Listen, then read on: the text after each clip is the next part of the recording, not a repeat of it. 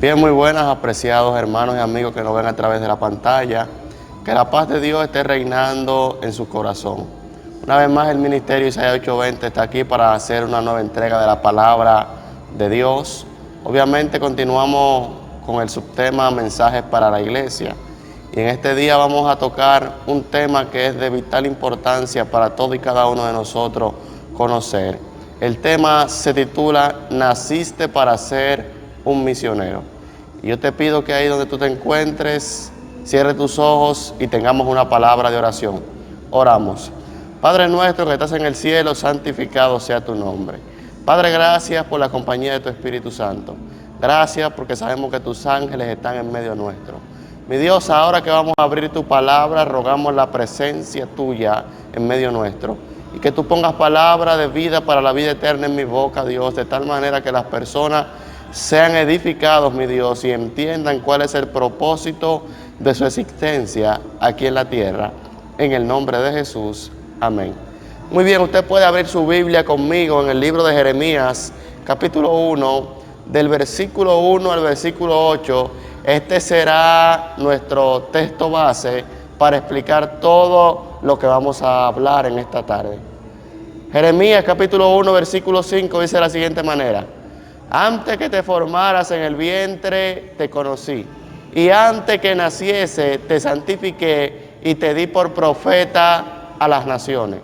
Dios está hablando con el profeta Jeremías, y Dios le dice a Jeremías: antes que tú te formaras en el vientre de tu madre, te conocí y te santifiqué, es decir, te aparté para que seas mi profeta para las naciones. Y esta palabra a mí me sorprende mucho, ya que antes que el profeta Jeremías existiera, antes que su padre y su madre pensaran tan siquiera en conocerse, ya Dios conocía al profeta Jeremías. De igual manera, tú y yo, antes de que naciéramos, antes de que existiéramos en este mundo, Dios nos conocía. Y Dios nos santificó, Dios nos apartó con un propósito con el cual nos trajo a la existencia. Y uno podría decir, pero ¿cómo Dios puede conocer a alguien antes de que exista en este mundo? Si los seres humanos conocemos tres tiempos: el pasado, el presente y el futuro. Sin embargo, Dios no es así. Dios es atemporal. Dios vive en un eterno presente. Por eso cuando Moisés le preguntó a Dios y le dijo: cuando ellos me pregunten cuál es tu nombre, ¿cuál será mi respuesta? Y Dios le dijo a Moisés: dile que yo soy el que soy. Y cuando llegues ante ellos, dile: yo soy, me envía. ¿Qué significa yo soy el que soy? Yo soy el que soy significa el Dios siempre presente. Por eso Dios puede decir: yo soy el principio y soy el final. Yo soy el alfa y el omega. Yo soy el primero y el último. Dios no habita en tiempo. Dios vive en un eterno presente. Y tú y yo estamos en esta tierra y Dios nos conoció antes de que naciéramos y Dios nos trajo al mundo con un propósito. Y como dice el Salmo 138, versículo 8, Jehová cumplirá su propósito en mí. No importa cuál sea la situación que estás atravesando en este momento. ¿Estás desempleado? ¿Estás enfermo? ¿No te está yendo bien económicamente? Tranquilo. Jehová cumplirá su propósito en ti. Y me gusta mucho el Salmo 139, versículo 16, que dice de la siguiente manera. Dice el salmista: mi embrión vieron tus ojos, y en tu libro estaban escritas todas aquellas cosas que fueron luego formadas, sin faltar una de ellas. David le dice a Dios: mi embrión vieron tus ojos. El embrión es la primera etapa del desarrollo de un ser humano cuando esté en el útero de la madre. Y David le dice a Dios: cuando yo era un embrión, cuando yo ni siquiera era visible a los ojos humanos, tus ojos a mí me vieron. Y en tu libro, dice David, estaban escritas todas aquellas cosas, las cuales fueron formadas sin faltar ni una de ellas. Y si el embrión, y si nuestro embrión vieron los ojos de Dios, y si Dios nos ha cuidado a nosotros desde que éramos un embrión, ¿cómo es capaz que nosotros nos preguntemos dónde está Dios cuando tengo problemas? ¿Dónde está Dios cuando estoy enfermo? ¿Dónde está Dios cuando en mi vida las cosas no andan bien? Si desde que tú y yo éramos un embrión, Dios nos ha cuidado. Y nosotros lo que debemos es esperar en Jehová. Porque Isaías 40, versículo 30, dice de la siguiente manera: los muchachos se fatigan y se cansan, los jóvenes flaquean y caen, pero los que esperan en Jehová tendrán nueva fuerza, levantarán alas como el águila, correrán y no se cansarán, caminarán y no se fatigarán. Los que esperan en Dios, a pesar de que estén enfermos, a pesar de que tengan problemas, a pesar de que el mundo le esté cayendo encima, dice la promesa de Dios, tendrán nuevas fuerzas. Y el apóstol Pablo dice en Romanos 8:28 que a los que aman a Dios, todas las cosas le ayudan a bien. Esto es, a los que conforme a su propósito son llamados. Si tú eres alguien llamado con un propósito, todo lo que te pase en tu vida te conducirá al propósito divino.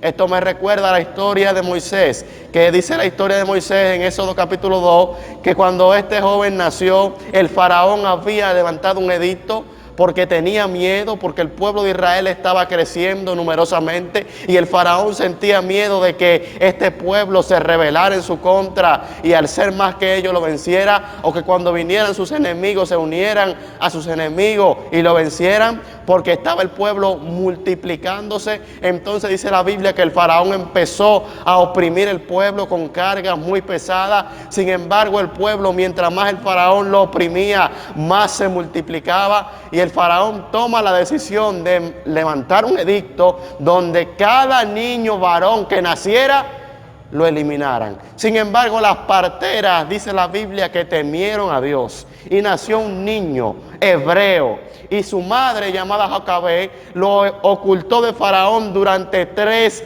meses, y no pudiendo ya ocultar más al niño, dice la historia que hace una arquilla de juncos y la calafatea y la pone junto al río. Ya para ella sus esperanzas estaban frustradas. Ya no podía cuidar más a aquel niño, aunque sabía que Dios tenía un propósito, aunque sabía que Dios tenía un plan para ese niño. Ya esa madre, con el dolor de su alma, tuvo que despojarse de su niño, ponerlo junto a un río muy peligroso, donde el niño iba a arriesgar su vida y continuar en oración por aquel niño. Sin embargo, la hermana de este niño, llamada María, se quedó de lejos para ver qué le iba a pasar a su hermano, para ver si un cocodrilo iba a devorar a su hermano, para ver si el sol iba a calcinar a su hermano, para ver qué le iba a deparar a aquel niño que con tanto trabajo su madre había guardado. Para esta familia ya todo estaba prácticamente o aparentemente perdido. Sin embargo, Dios tenía un plan para Moisés. Y dice la Biblia que la hija de Faraón, a pesar de tener un lujoso jacuzzi en su mansión, a pesar de que ella estaba cómoda en el palacio, ese día se le antojó descender a bañarse en el río. Y cuando desciende, encuentra a este niño llorando y se da cuenta que es de los hebreos. Y la niña sale corriendo cuando la mujer tiene actitud de mandar a buscar a alguien y le dice: te voy a buscar a alguien para que lo cuide. Y ella halla gracia en sus ojos y se lo autoriza. Y cuando todo estaba perdido para este niño, dice la historia bíblica que a la mujer que buscaron fue a su propia madre. Esto me da a entender a mí que no importa cuál sea el plan del diablo para destruir tu vida, si tú tienes un propósito con Dios, Dios conducirá todas las cosas de tal manera que todo en tu vida saldrá para bien. Lo que el diablo ideó para destruir a Moisés, para detener el nacimiento de este joven, para matarlo, Dios lo condujo de tal manera que el propósito de Dios se cumpliera en la vida de Moisés. Y si Dios en tu vida tiene un propósito, también se cumplirá.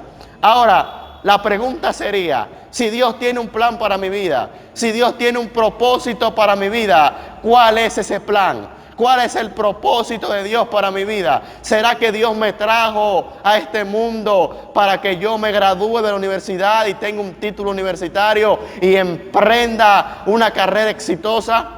¿Será que Dios me trajo a este mundo para que yo tenga una buena idea de negocio, emprenda esa idea y sea una persona exitosa? ¿Será que Dios me trajo a este mundo para que yo sea millonario? ¿Será que ese es el propósito de mi existencia? ¿Será que Dios en su infinita omnipotencia me predestinó para esto? ¿Será que Dios me conoció antes que yo naciera y Dios me apartó para que yo sea millonario? Para que yo tenga un título universitario y me vaya bien, para que yo emprenda un negocio y sea una persona exitosa en la vida. ¿Será que ese es el propósito de Dios para mi vida? ¿Qué dice la palabra de Dios? La palabra de Dios dice en el libro de Marcos, capítulo 16, versículo 15, Jesús le dijo, id por todo el mundo y predicad el evangelio a toda criatura. Tú y yo estamos en este mundo con un solo propósito, con un solo plan, y es predicar el evangelio. Todas las cosas que nosotros hagamos aparte de esta son añadidura y es un mientras tanto. Pero el propósito principal de nuestra existencia es predicar el evangelio. Por eso en Marcos 4:19, en Mateo 4:19, cuando Cristo llama a Andrés y a Simón su hermano, que lo ve pescando, ocupado en su trabajo diario, Jesús lo llama y le dice, síganme y los haré pescadores de hombres. Cristo nos ha llamado a que seamos pescadores de hombres, a que prediquemos el evangelio. Bien lo dice la sierva del Señor en el libro El Servicio Cristiano, en la página 13, en su versículo 6, dice ella, cada verdadero discípulo nace en el reino de Dios como misionero. El que bebe del agua de vida, el que recibe, llega a ser un dador. La gracia de Cristo en el alma es un manantial en el desierto, cuyas aguas surgen para refrescar a todos y hace a los que están por perecer ávidos de beber el agua de vida. Alabado sea el nombre de Dios. Cada verdadero discípulo nace en el reino de Dios como un misionero. Cuando alguien es bautizado por primera vez, siente en su interior, como dice las Escrituras, ese río de agua viva. Siente ese deseo de predicarle a sus familiares, de predicar en su vecindario, de predicar en su lugar de trabajo. Todo para él es la predicación del evangelio. ¿Por qué? Porque nació como un misionero. Sin embargo, a pesar de que nació como un misionero, a pesar de que cuando fue bautizado su principal deseo era predicar el evangelio, parece que después de cierto tiempo en la iglesia, este deseo se apaga y ya no es el mismo, ya no predica como antes predicaba, ya se reúne en su piña social y no habla del evangelio, habla de política, habla de deporte, habla de cualquier otra cosa, pero el evangelio al parecer pasa a un segundo plano. ¿Pero por qué? Si Dios trajo a esa persona a este mundo para predicar el evangelio. Y cuando alguien se da un sorbo del agua de vida, dijo Cristo que esta agua forma en su interior un manantial que brota para vida eterna. Recordemos la historia de la mujer samaritana, que era una mujer que tenía una baja reputación, había tenido 5 maridos, era una mujer marginada por el pueblo. Sin embargo, cuando se dio un sorbo del agua de vida, dice la historia que ella salió a la ciudad a decirle a todo el mundo, vengan a conocer a alguien que me dijo todo de mi vida. ¿El pueblo acaso no sabía todo de esta mujer? Claro que sabía, pero cuando ella habló, ellos vieron algo diferente en su vida, porque ella se dio un sorbo del agua de la vida, y cuando alguien toma del agua de la vida, su vida es transformada. Y cuando ellos vieron que esa mujer estaba transformada, salieron a ver quién era Cristo. Y la Biblia dice que muchos creyeron por su predicación. Pero tú y yo, también cuando nos dimos ese sorbo del agua de la vida, salimos a predicar el Evangelio. Y quizás muchos, al igual que esta historia, creyeron en Jesús.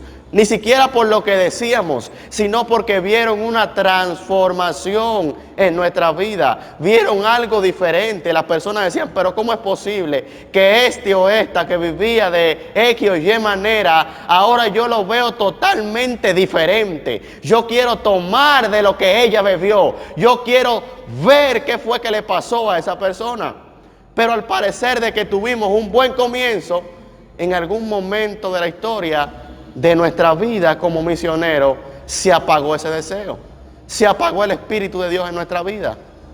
Porque ¿cómo es posible que a pesar de que nacimos como misioneros, en algún momento de nuestra historia, de nuestro trayecto como cristianos, se apagó ese deseo de predicar el Evangelio?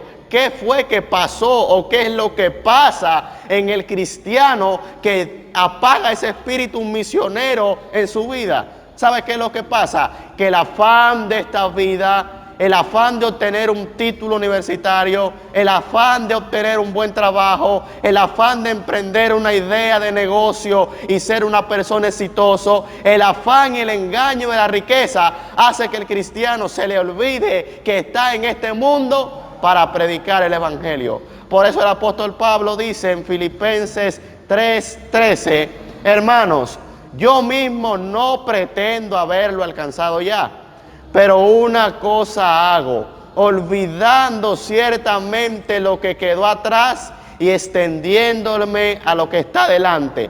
Prosigo a la meta, al premio del supremo llamamiento de Dios, en cual es en Cristo Jesús. Pablo dice, a pesar de todo lo que haya pasado en el pasado, a pesar de que yo soy un misionero entregado a la obra de Dios, yo no pretendo haber alcanzado la meta, pero una cosa hago, me olvido de lo que quedó atrás, no me distraigo, pongo mis ojos fijos en Cristo y yo prosigo a la meta. El cristiano, aunque puede tener un título universitario, aunque puede emprender una idea de negocio, aunque puede ser alguien exitoso en la vida, incluso rico, debe de no dejar que nada lo distraiga de su propósito en esta tierra, que es predicar el Evangelio.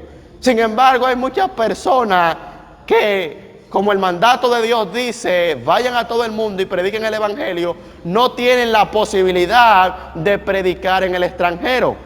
Y por esto se excusan del supremo llamamiento de Dios. Sin embargo, si usted no puede predicar en el extranjero, hay otras áreas de trabajo donde Dios te ha levantado como un atalaya. Bien lo dijo el Espíritu de Profecía en el libro Servicio Cristiano, en la página 14. Dice ella, no todos pueden salir como misioneros a los países extranjeros, pero todos pueden ser misioneros en su propio ambiente, para su familia y su vecindario. Quizás tú no puedes ir a Rusia, a España, a Estados Unidos, a Nueva Inglaterra a predicar el Evangelio, pero en tu familia tú sabes que hay personas que no conocen a Cristo. En tu vecindario tú sabes que hay personas que no conocen a Cristo. En tu trabajo hay personas que no conocen a Cristo. En tu grupo social hay personas que no conocen a Cristo. Y si Dios te tiene en ese lugar, es para que tú prediques el Evangelio. ¿Por qué? Porque Dios a ti y a mí nos pedirá cuenta de aquellas almas que están pereciendo en el mundo. Ezequiel 3:17, mire cómo dijo Dios. Mire cómo Dios habla con el profeta Ezequiel y le muestra cuál es su responsabilidad a la hora de predicar el Evangelio. Dios le dice, hijo de hombre, yo te he puesto por atalaya.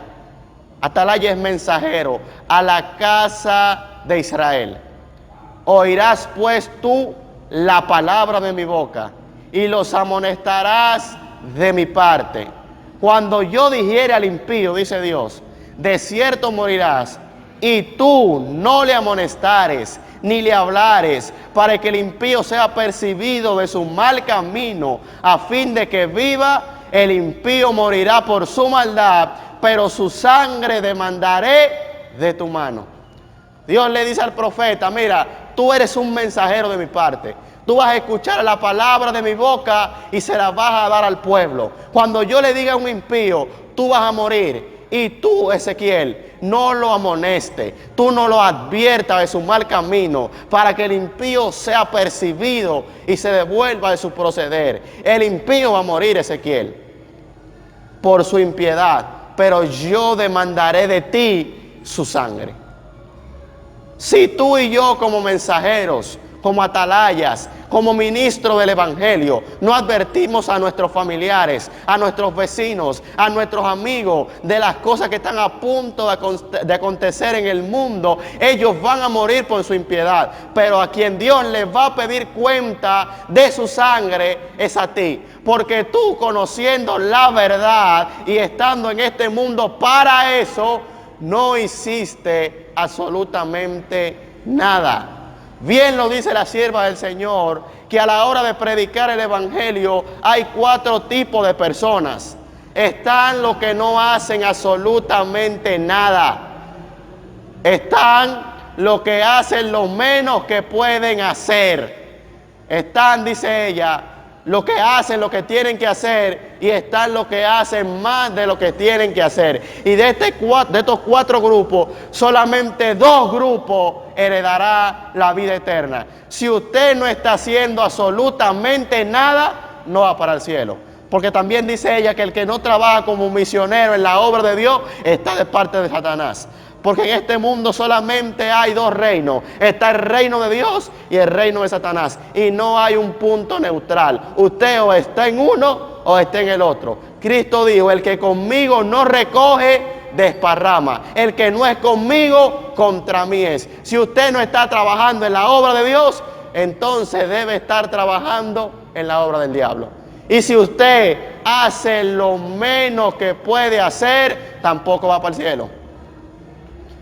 ¿Cómo es posible que usted, sabiendo que hay gente que necesita escuchar la predicación del Evangelio, la iglesia convoca para hacer una obra misionera, salir a regar literatura, a visitar los hogares para preguntar quién quiere recibir estudios, y en el año la iglesia convoca por lo menos 15 o 20 veces, usted va 1 o 2 veces? ¿Usted cree que va para el cielo? Si usted no está poniendo a Dios en primer lugar en su vida, y todo el que no ponga a Dios en primer lugar en su vida, no va para el cielo. Porque aquí en la tierra, si nosotros no deseamos a Dios, si nosotros no vivimos para Dios, si nosotros no glorificamos a Dios, si no hacemos de la tierra un ambiente ideal como lo sería el cielo para nuestras vidas, entonces allí en el cielo tampoco vamos a desear a Dios. Es por esta razón que necesitamos cada día, como dice Pedro, humillarnos bajo la poderosa mano de Dios y vivir para Dios. Y al mundo le queda poco tiempo, usted y yo lo sabemos. Las señales de los tiempos están prácticamente cumplidas. Algo está a punto de acontecer en la iglesia adventista del séptimo día, y usted y yo estamos en un letardo sueño. No queremos despertar y asumir nuestra responsabilidad. Y a la hora de que Dios nos envíe a predicar el Evangelio, hacemos como Ezequiel. Empezamos a ponerle excusa a Dios. Y antes de entrar en las excusas que Ezequiel le puso a Dios, quiero compartir contigo lo que dice el libro del Servicio Cristiano, la página 15. Dice la mensajera del Señor: a cada uno se le ha asignado una obra. Tú y yo y toda persona en el mundo, Dios le ha asignado una obra. Y nadie puede reemplazarlo. Eso no es que el pastor va a hacer por ti lo que tú tienes que hacer. Dije que los ancianos van a hacer por ti lo que tú tienes que hacer. Dije que el director de obra misionera va a hacer por ti lo que tú tienes que hacer. Incluso ni siquiera tu pareja va a hacer por ti lo que tú tienes que hacer. Nadie puede reemplazarte a ti en lo que Dios te ha asignado. Dice ella, cada uno tiene una misión de maravillosa importancia. que no puede descuidar o ignorar, pues su cumplimiento implica el bienestar de algún alma o su descuido, el infortunio de alguien por quien Cristo murió. Como dice la mensaje del Señor, nuestra influencia tiene un sabor de vida para vida o de muerte para muerte. Tú, a la hora de cumplir la misión que Dios te ha asignado, con tu testimonio, con tus acciones y con tu palabra, eso puede influenciar sobre la vida de otra persona para vida o para bien, para bienestar o para muerte. Y como decíamos ahorita, Dios demandará de tu mano la sangre de aquella persona que tú, pudiendo haberle advertido, te hiciste el desentendido. Jeremías 1, versículo 6. Mire lo que Jeremías responde después que Dios le dice: yo te aparté como mi profeta, y antes que tú nacieras yo te conocía y te traje a la existencia con un propósito.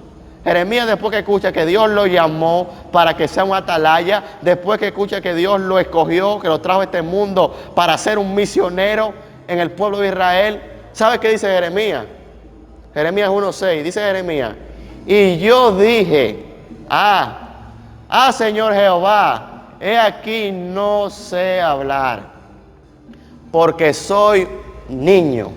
Y me dijo Jehová: no digas soy un niño, porque a todo lo que te envíe irás tú, y dirás todo lo que te mande. No temas delante de ellos, porque contigo estoy para librarte, dice Jehová.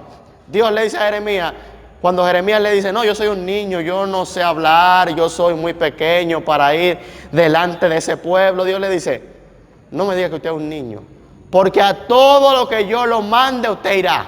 ¿Por qué? Porque yo te traje a ti para eso y yo te voy a acompañar.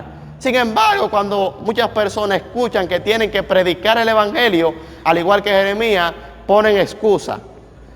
Y una de las excusas, o tres de las excusas más comunes, son las siguientes. Muchos dicen: yo no puedo predicar porque tengo que trabajar para mantener a mi familia. Esto es una incredulidad fatal. Porque la Biblia dice en el Salmo 24, versículo 1, de Jehová es la tierra y su plenitud, el mundo y lo que en él habitan. ¿Cómo es posible que si de Dios es el mundo y todo lo que hay en el mundo, tú dices que no puedes predicar porque tienes que trabajar para mantener a tu familia, dando a entender que tu trabajo es quien te sustenta a ti y a tu familia? Sin embargo, el salmista dijo: yo voy a alzar mis ojos a los montes y voy a decir: ¿de dónde vendrá mi socorro? ¿Y sabe qué dijo él? Mi socorro viene de Jehová, que hizo los cielos y la tierra. David no dijo: mi socorro viene de mi empleo, mi socorro viene de mi familia, mi socorro viene de mi propio esfuerzo. No, David dijo: mi socorro viene de Jehová. Por eso el Salmo 37, versículo 25, dice David: joven fui y he envejecido, y no he visto justo desamparado, ni su simiente que mendigue pan. No es verdad que usted va a tomar la decisión de predicar el evangelio y va a pasar necesidades y va a andar mendigando pan. El Dios que yo le sirvo es un Dios todopoderoso y se hace responsable de las necesidades de sus hijos. Otra de las excusas que muchos ponen es: yo no sé predicar. Yo quisiera predicar, pero es que no sé, yo no soy muy entendido en la Biblia, yo he leído poco, soy tardo en el hablar, no puedo predicar mucho, entonces yo no sé predicar, que envíen a alguien. Sin embargo, Jesús le dijo a sus discípulos en Marcos 13, versículo 11: pero cuando os trajeren para entregaros, no os preocupéis por lo que habéis de decir, ni lo penséis, dijo Cristo, sino lo que os fuere dado en aquella hora, eso hablad, porque no sois vosotros los que habláis, sino el Espíritu Santo. Cristo le dice a sus discípulos: cuando ustedes lo agarren preso por hacer mi obra, por trabajar para mí, y lo lleven delante de aquellos tribunales, ustedes no tienen que preocuparse porque ustedes van a hablar. Es más, ni siquiera piensen lo que van a decir, porque no son ustedes los que hablan, es el Espíritu Santo de Dios que habla a través de ustedes? ¿Quién te ha dicho a ti que es el predicador o que es la persona quien habla a la hora de predicar? Quien habla es el Espíritu Santo de Dios. Por eso tú y yo necesitamos cada día más ser llenos del Espíritu Santo de Dios hasta que nuestra vida rebose de su influencia. Porque si estamos llenos del Espíritu Santo de Dios, primero, como dice Romanos 8:14, que los que son guiados por el Espíritu de Dios, estos son hijos de Dios. Eso dará testimonio en tu vida de que si el Espíritu Santo te guía, tú eres verdaderamente un hijo de Dios. Porque muchos creen que son hijos de Dios por ir a la iglesia, por venir a la iglesia los días de culto, incluso por cargar una Biblia, por cantar o por predicar. No, usted se convierte en un hijo de Dios cuando usted deja que su vida sea dirigida cada mañana, cada tarde y cada noche por el Espíritu Santo de Dios. Y si el Espíritu Santo te dirige a la hora de que tú estés en tu trabajo, que tú estés en tu área de confort, que tú estés en la escuela, en la universidad, donde quiera que tú estés y haya alguien que necesite escuchar el mensaje de salvación, el Espíritu Santo de Dios te va a indicar qué es lo que tú tienes que hablar. Recuerda que, como dice Hechos 4:13, entonces cuando el pueblo vio el denuedo de Pedro y de Juan, sabiendo que eran hombres sin letra y del burgo, se maravillaban y le reconocían que habían estado con Jesús. Recordemos que cuando descendió el Espíritu Santo en el Pentecostés, que Pedro, siendo un hombre de un empleo que era un vil pescador, una persona que era del burgo y sin letra, lleno del Espíritu Santo, se paró a predicar el Evangelio y dice la Biblia que como 3,000 personas vinieron y aceptaron a Cristo ese día. En otra ocasión, Pedro de nuevo, presentando las evidencias de su fe acerca de Jesús, cuando las personas escuchan a Pedro y escuchan a Juan hablar, que ellos saben que no habían estudiado, que eran sin letra, que no habían recibido una educación en las escuelas de sus tiempos, ellos se maravillaban y reconocían que habían estado con Jesús, porque solamente de esa manera podían ellos hablar como hablaban. Y si estos hombres, y si Dios usó a estos hombres del burgo y sin letras, ¿crees tú que Dios no te puede usar a ti también? Si Dios no hace excepción de personas y Cristo es el mismo de ayer, hoy y por los siglos, así como Dios usó a estos apóstoles, está dispuesto a usarte a ti también si tú se lo permites. Servicio Cristiano, página 32, dice el Espíritu de Profecía: Dios puede y quiere emplear a aquellos que no recibieron una educación cabal en las escuelas de los hombres. Dios puede y quiere emplear a aquellos que nunca han ido a la escuela, aquellos que nunca han cogido un libro Nacho, aquellos que nunca alguien le ha enseñado cómo se lee o cómo se escribe. Dios puede y Dios quiere emplear a esas personas.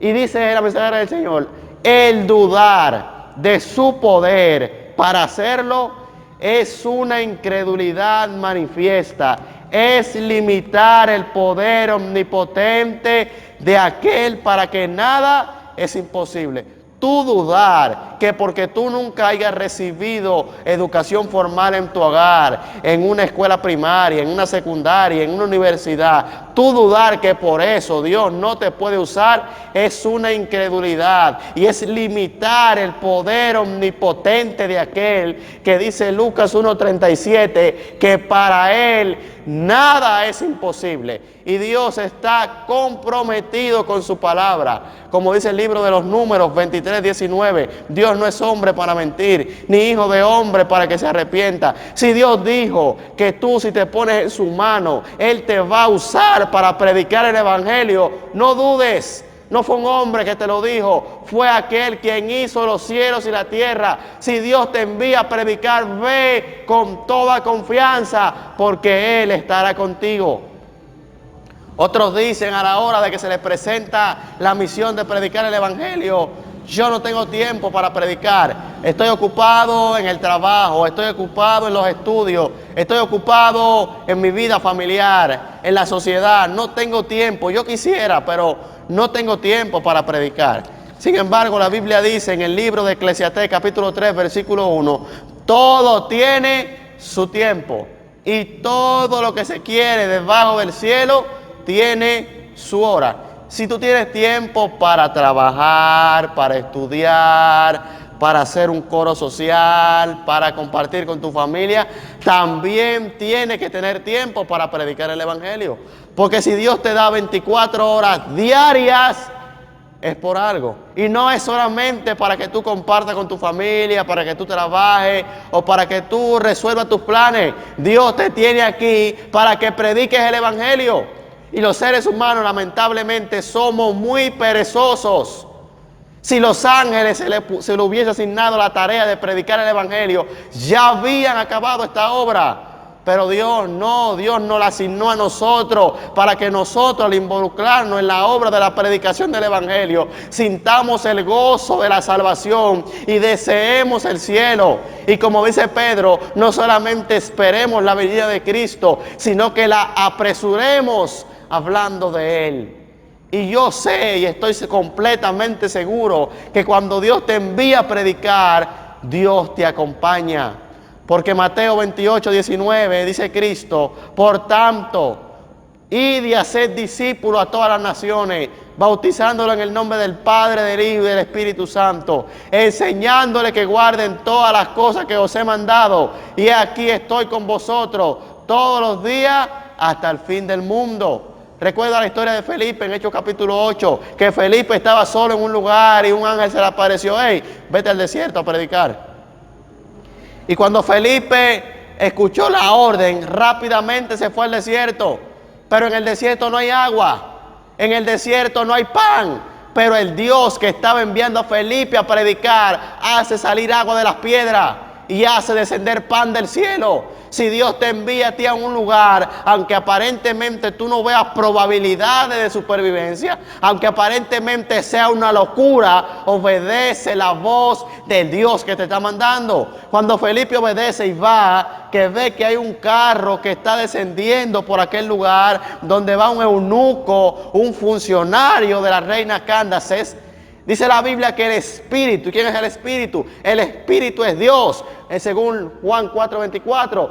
Y el Espíritu le dice: acérquese a esa carreta. Y cuando Felipe se acerca y predica, aquel hombre que estaba leyendo la Biblia, pero no entendía lo que decía el profeta Isaías, Felipe le explicó, el Espíritu Santo lo usó y aquel alma se arrepintió y le entregó su vida a Cristo. De igual manera, cuando tú y yo queramos poner la disposición de unirnos al equipo divino. ¿Cuál es el equipo divino de la salvación? Los ángeles y el Espíritu Santo son el equipo que Dios ha dejado para trabajar de nuestras manos. Recuerda que un ángel fue que se le apareció a Cornelio y lo mandó a buscar a uno que se llamaba Pedro para que le predicara. El ángel podía predicar, pero no se le asignó la tarea a él. Se le asignó la tarea al hombre, y Dios no pasa por alto a su iglesia organizada. Los ángeles están involucrados en el ministerio de la predicación del evangelio. Ellos llevan las personas donde los ministros de Cristo. El Espíritu Santo usa a los ministros de Cristo, convence a las personas de pecado, de justicia y de juicio, y ese equipo junto, ese equipo trabajando unido, trae la salvación para las vidas. Yo no sé tú, muchas personas en esta época quieren o hablan de sus equipos. Muchos hablan del Licey, otros hablan de las Águilas, de los Toros, etcétera, etcétera. Y ellos se gozan de pertenecer a ese equipo. Sin embargo, al equipo que yo quiero pertenecer y pertenezco es al equipo de la salvación y es al equipo del evangelio. A ese es el equipo que yo quiero y debo pertenecer. Al equipo de los ángeles, al equipo de Dios. Unirme al equipo del Señor para predicar el evangelio a toda criatura. En vez de estar hablando de cosas triviales, deberíamos centrar nuestra atención en la predicación del evangelio. Que Jesús dijo en Mateo 28:20, enseñándoles que guarden todas estas cosas que yo os he mandado. Y he aquí, yo estoy con vosotros todos los días hasta el fin del mundo. Tú y yo, a la hora de predicar el evangelio, no estamos solos. Cristo está con nosotros. Cristo está en medio nuestro con nosotros, guiándonos y orientándonos y supliendo nuestras necesidades a la hora de predicar el Evangelio. Quiero terminar con un testimonio que me pasó predicando el Evangelio de Dios en las Canas de Guazumal. Yo estaba predicando, estaba como en el estudio número 4, número 5, ya concluyendo con ese último estudio. Y mientras predicaba allá en las Canas de Guazumal, empezó a llover. Todo aquel que ha tenido la oportunidad de visitar las Canas de Guazumal sabe que la entrada y la salida de la cana está rodeada por un río.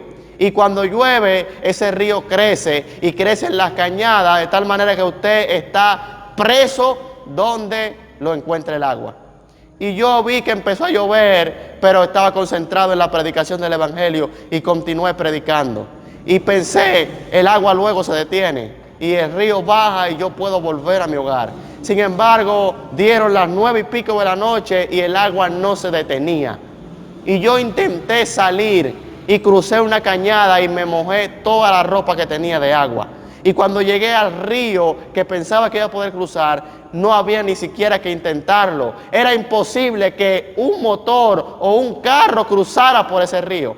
Y yo me devolví chasqueado al hogar donde estaba predicando. Y continué predicando. Y en mi corazón oraba diciendo, Señor, no tengo dónde dormir. Señor, tengo hambre. Señor, no tengo un techo para amanecer. No tengo una cama para dormir. Estoy lejos del centro misionero. Pero usted dijo, vayan y prediquen, que yo los acompaño. Y continué predicando. Y mientras continué predicando, la joven a quien le estaba en el estudio se ofreció a dejarme amanecer en su casa. Ella iba a salir de ahí y se iba a ir para donde su abuela. Y me iba a dejar aquella casa donde ella estaba para dormir. Pero yo no me iba a sentir cómodo. Y el Señor tocó, no a un cristiano, porque que el cristiano me ofreciera un lugar donde dormir era algo normal, porque el Espíritu de Dios está en su vida. Pero un impío que pocas veces nos tratamos, se ofreció, me dijo, mira, vamos a mi casa, mi mujer no está ahí, tú puedes dormir conmigo hasta el otro día. Un impío me ofreció albergue. Y para no hacer la historia larga, aquel día mi ropa estaba mojada, él me dio ropa seca. Aquel día yo tenía hambre, él me dio alimento. Aquel día yo no tenía una cama donde dormir, ni un techo donde refugiarme, y él voluntariamente me lo ofreció. Y yo digo, alabado sea el nombre de Dios, porque cuando Dios te envía a un lugar, Dios te va a acompañar. Así que no hay excusas para no hacer la obra de Dios. Así que ahí donde te encuentras, oramos. Padre que estás en los cielos, santificado sea tu nombre. Señor, gracias, mi Dios. Gracias por tu palabra, ya son fieles y verdaderas. Gracias, Dios, porque sabemos que no estamos solos en esta obra de predicar el Evangelio. Tus santos ángeles y tu Espíritu Santo está con nosotros. Ayúdanos, Dios, a no ponerte excusa. Ayúdanos, mi Dios, a aceptar la misión de predicar el Evangelio. Todo aquel, Dios, que tenga la oportunidad de ver este video, que tu Espíritu Santo trabaje en su vida, inyecte el espíritu misionero y que sea un fiel ministro, un fiel atalaya en su trabajo, en su piña social, en la universidad, en su área de confort, donde quiera que se encuentre, mi Dios, que sea un misionero activo del reino de Dios. Yo te lo suplico en el nombre y por los méritos de Cristo Jesús. Amén y amén. Dios te bendiga y Dios te guarde.